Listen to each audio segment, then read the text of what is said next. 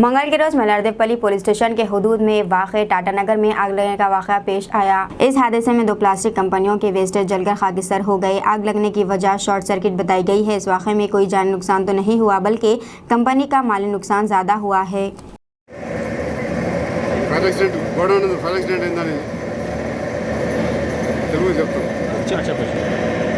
మలార్దేవపల్లి బృందానికి వెళ్ళిన fire accident జరిగిందనేసి godown నందు 10:30కి మాకు ఫైర్ కంట్రోల్కి మెసేజ్ రావడం జరిగింది.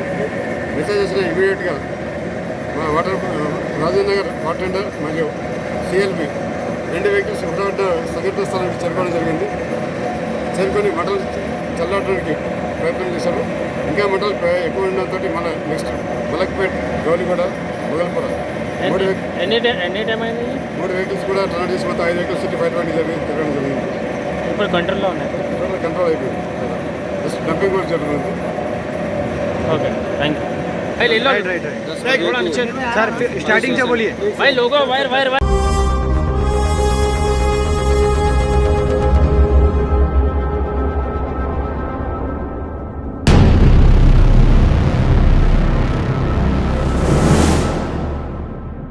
अस्सलामुअलैकुम, हेलो, हाय, आदाब एवरीवन। दोस्तों, मैं आपका दोस्त शहबाज खान, आप देख रहे हैं TNT न्यूज़ और देखते रहिए TNT न्यूज़। Thank you.